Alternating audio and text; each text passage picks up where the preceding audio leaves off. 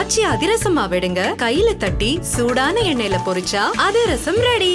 So Deepavali அப்படின்னாலே எண்ணெய் தேய்த்து குளிப்பது, கங்கா ஸ்நானம் ஆச்சா அப்படின்னு கேட்பாங்க. எதனால எண்ணெய் தேய்ச்சி குளிக்கிறோம் அப்படின்னு பார்த்தீங்கன்னா,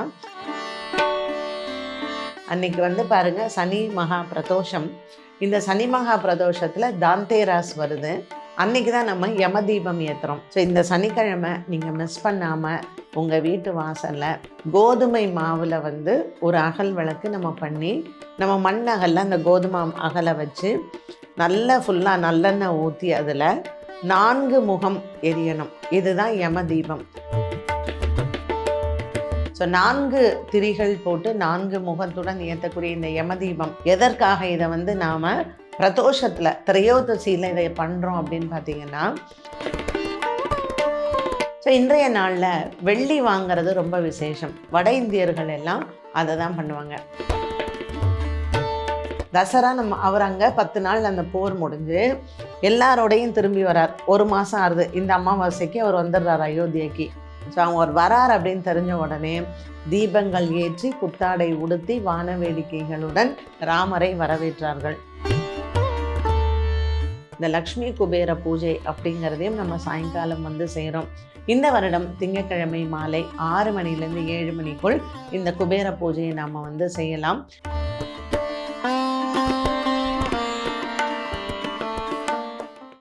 மிஸ் வாவ் தமிழா நேயர்களுக்கு வணக்கம். அனைவருக்கும் இனிய தீபாவளி நல்வாழ்த்துக்கள். தீபாவளின்னா என்னத்துக்காக தீபாவளி அன்னைக்கு நம்ம எண்ணெய் தேய்த்து குளிக்கிறோம்?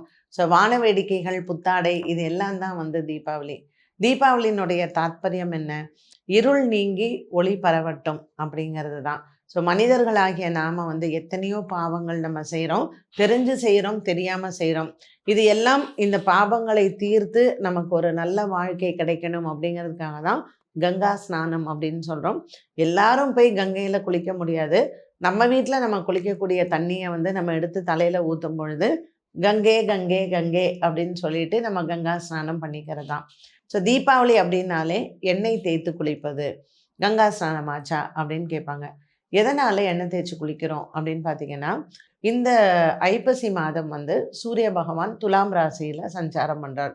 ஸோ 1 மாத காலம் அவர் சஞ்சாரம் பண்ணும் பொழுது இந்த ஐப்பசி மாதம் சூரியன் கிழக்கு, அந்த நேர் கிழக்கில் உதிக்கக்கூடியது. 12 மாதத்தில் 4 மாதம்தான் சூரியன் டைரெக்டாக கிழக்கு உதிப்பார். அது சித்திரை 1, ஆடி 1, ஐப்பசி 1, தை, இந்த 4 மாதம்தான். ஸோ இது பருவம் கரெக்டாக மாறுது. ஸோ மழைக்காலம் ஆரம்பிக்கக்கூடிய இந்த காலகட்டத்தில் நமக்கு உடம்புல நிறைய விதமான பயாலஜிக்கல் சேஞ்சஸ் நமக்கு இருக்கும். அப்போது சூரியனினுடைய ஒளி, சூரியனினுடைய தாக்கம் இந்த ஐப்பசி மாதம் குறையுது. அப்போ குறையும் பொழுது நமக்கு மழை அதிகமாக இருக்கும். மழையின் காரணமாக நமக்கு நிறைய நோய்களும் இந்த காலகட்டத்தில் நமக்கு வரும். அதனால இந்த மழை காலத்தில் நம்மளுடைய உடம்பை எப்படி வச்சுக்கணும் அப்படிங்கிறது ஒன்று. அதற்கு தகுந்தாற் போல் உணவு பழக்க வழக்கங்கள். ஏன்னா இந்த ஐப்பசி மாதத்தில் இந்த அமாவாசைக்கு மறுநாளே நமக்கு சஷ்டி விரதமும் வந்துடும். ஸோ தீபாவளி, கேதார கௌரி விரதம், சஷ்டி விரதம், இது கரெக்டாக நமக்கு தீபாவளியை ஒட்டி வரக்கூடியது தான். தீபாவளி அப்படின்னாலே ஒரு நாள் திருவிழா கிடையாது, ஒரு 5 நாள் திருவிழாவாக நம்ம தீபாவளியை கொண்டாடுகிறோம். அது இந்த வருடம் அக்டோபர் மாதம் 18ஆம் தேதி சனிக்கிழமை அன்னைக்கு பாருங்க சனி மகா பிரதோஷம். இந்த சனி மகா பிரதோஷத்தில் தாந்தேராஸ் வருது. அன்னைக்கு தான் நம்ம யம தீபம் ஏற்றுறோம். ஸோ இந்த சனிக்கிழமை நீங்கள் மிஸ் பண்ணாமல் உங்கள் வீட்டு வாசலில் கோதுமை மாவில் ஒரு அகல் விளக்கு நம்ம பண்ணி, நம்ம மண் அகலில் அந்த கோதுமை அகலை வச்சு நல்லா ஃபுல்லாக நல்லெண்ணெய் ஊற்றி அதில் 4 முகம் எரியணும். இதுதான் யம தீபம். ஸோ இது ஒரே ஒரு தீபம் ஏற்றினா போதும். சூரிய அஸ்தமனத்துக்கு அப்புறம் ஏற்றணும். 7 மணிலேருந்து 8 மணி வரைக்கும் அந்த தீபம் ஏற்றுற மாதிரி பார்த்துட்டு நாமளே அந்த தீபத்தை அமர்த்திடலாம். ஸோ 4 திரிகள் போட்டு 4 முகத்துடன் ஏற்றக்கூடிய இந்த யம தீபம் எதற்காக இதை நாம் பிரதோஷத்தில் திரையோதசியில் இதை பண்ணுறோம் அப்படின்னு பார்த்தீங்கன்னா, யமதர்மராஜன் அன்றைய தினத்தில் நம்மளுடைய இல்லங்களுக்கு யாருக்குமே அகால மரணங்கள் கிடையாது. எல்லா பெண்களுக்கு ஒரு சுமங்கலி யோகத்தை கொடுத்து அந்த வீட்டில் எப்பொழுதும் அவர்களுக்கு ஆயுள் விருத்தியை கொடுப்பதற்காக இந்த யம தீபத்தை நாம் ஏற்றுறோம். ஸோ இன்றைய நாளில் வெள்ளி வாங்கிறது ரொம்ப விசேஷம். வட இந்தியர்கள் எல்லாம் அதை தான் பண்ணுவாங்க. புராணத்தில் ஒரு சின்ன கதை உண்டு இதுக்கு. ஒரு ராஜாவுக்கு வந்து அவருடைய ஆயுள் காலம் இந்த பிரதோஷத்தன்னைக்கு முடியுது, திரையோதசியில். ஸோ அந்த ராணி என்ன பண்ணுறா, தன்னுடைய குலகுருட்ட போய் அவன் ஆயுள் விருத்திக்கு என்ன பண்ணணும் அப்படின்னு கேட்கும் பொழுது, சாயங்காலம் சூரிய அஸ்தமனத்துக்கு அப்புறம் வீட்டில் இருக்கக்கூடிய பொன் பொருள் நகை எல்லாத்தையும் நீ போட்டு இந்த கோதுமை மாவில் நான் சொன்ன போகிற இதே மாதிரியான ஒரு தீபம் ஏற்றி வை. யமதர்மன் வந்து கருநாகம் கொண்டு வருவார். ஸோ நீ வந்து சிவ பூஜை செஞ்சு அம்பாள் மேலே பக்தியாக நீ பாடும் பொழுது அந்த கருநாகம் மயங்கிரும். சூரியன் உதிச்சிருச்சுன்னா கண்டம் தீந்துரும். அப்போ அவர் வந்து உனக்கு ஆசீர்வாதம் பண்ணிட்டு போயிடுவார்னு குருநாதர் சொல்கிறார். ஸோ இந்த பெண்ணும் அதே போல் செய்கிறா. தூப தீபங்கள்லாம் ஏற்றி யம தீபம் ஏற்றி பொன் பொருள் எல்லாம் போட்டு வைக்கும் பொழுது இந்த கருநாகம் வருது, அதை பார்க்குது. இந்த இந்த நகை பொண்ணு இந்த தீபம் உள்ளே பண்ணுற அந்த சிவ பூஜை அதில் அந்த பஜன்ஸில் அது அந்த பாட்டில் எல்லாம் மயங்கிடுது. விடிஞ்ச போது சூரிய ஒளி பட்ட உடனே யமதர்மராஜன் தன்னுடைய ஸ்வயரூபத்தில் வந்து அந்த பெண்ணிட்ட சொல்கிறார், இப்படிப்பட்ட ஒரு கெட்டிக்கார பொண்ணாக இருக்க, நீ என்ன வரம் வேணும் கேளு, நான் தரேன் அப்படின்னு. யாரெல்லாம் இன்றைய நாளில் என்னை போன்ற சுமங்கலி பெண்கள் உங்களை நினைத்து இந்த தீபம் ஏற்றுகிறார்களோ அவங்களுக்கு நீங்கள் அருள் பாலிக்கணும் அப்படின்னு சொல்கிறான்.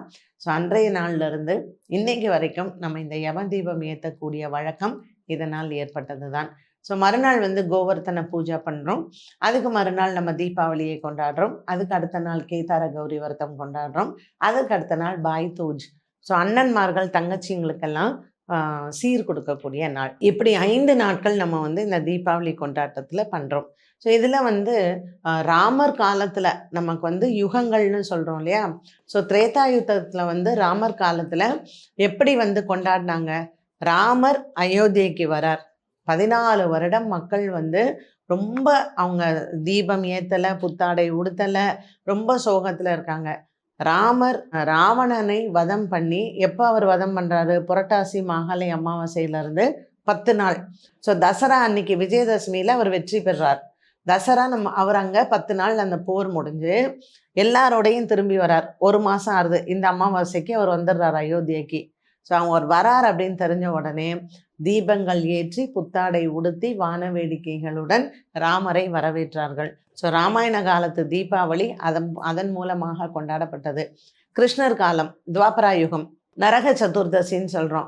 ஸோ நரகாசுரனை வதம் பண்ணுறார் கிருஷ்ண பரமாத்மா. கிருஷ்ண பரமாத்மா எப்படி வதம் பண்ணுறார், சத்யபாமா மூலமாக வதம் பண்ணுறார். ஸோ அவன் நரகாசுரன் சொல்கிறான், என்னுடைய இந்த இறப்பு மக்கள் புத்தாடை உடுத்தி இனிப்பு வழங்கி வான வேடிக்கைகளுடன் கொண்டாட வேண்டும் அப்படின்னு சொல்கிறாரு.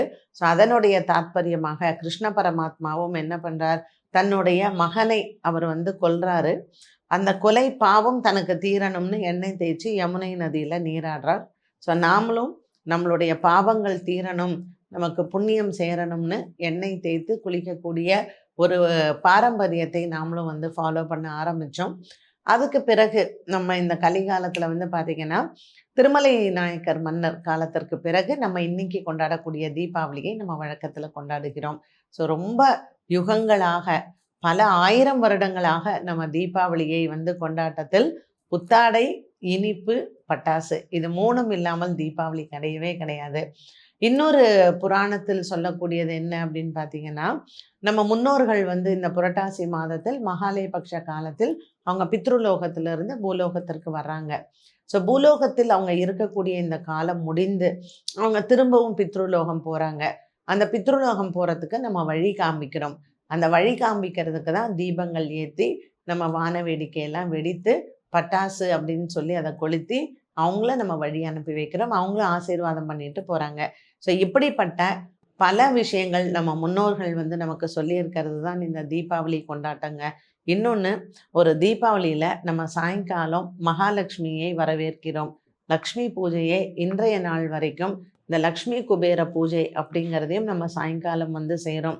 இந்த வருடம் திங்கட்கிழமை மாலை 6 மணிலேருந்து 7 மணிக்குள் இந்த குபேர பூஜையை நம்ம வந்து செய்யலாம். எல்லாருடைய இல்லங்கள்லேயும் லக்ஷ்மி கடாட்சம் வருவதோடு மட்டுமல்லாமல் நம்ம இந்த யமதீபம் ஏற்றுறோம். இது ஆயுளை கொடுக்குது. நமக்கு நல்ல ஆரோக்கியத்தை கொடுக்கணும். அதுக்கப்புறம் நமக்கு தனதானியத்தை கொடுக்கணும். ஸோ ஒரு மனிதனுக்கு உண்டான 16 பேர்களும் நம்ம எல்லா வகையான செல்வங்களையும் பெற்று இந்த பூலோகத்தில் நம்ம வாழும் காலம் வரைக்கும் நம்மளுடைய சந்ததிகள், நம்மளுடைய குலம் நன்றாக தழைக்க வேண்டும் அப்படிங்கிறது தான் தீபாவளியினுடைய தாத்பரியமே. எத்தனை விதமான சண்டை சச்சரவுகள் இருந்தாலும் குடும்பத்தில் நம்ம விட்டு கொடுக்காமல், ஈகோ இல்லாமல், உறவினர்களோட சேர்ந்து மற்றும் நண்பர்களுடன் சேர்ந்து கொண்டாடக்கூடியது தான் தீபாவளி. ஸோ நீங்களும் இந்த வருடம் இந்த தித்திக்கும் தீபாவளியை உங்கள் குலதெய்வத்தை வணங்கி, உங்கள் இஷ்ட தெய்வத்தை வணங்கி, நிறைய பேருக்கு தான தர்மங்கள் எல்லாம் செய்து இந்த தீபாவளியை ரொம்ப சேஃபாக கொண்டாடுங்க. பட்டாசு வெடிக்கும் பொழுது ரொம்ப கவனமாக இருங்க. ஸோ என்னதான் நம்ம ரொம்ப ஹாப்பியான ஒரு ஜாலியான மூடில் நம்ம இருந்தாலும் நமக்கு சேஃப்டி அப்படிங்கிறது ரொம்ப ரொம்ப முக்கியமான ஒன்று. ஸோ எல்லாருக்குமே happy Deepavali and safe Deepavali.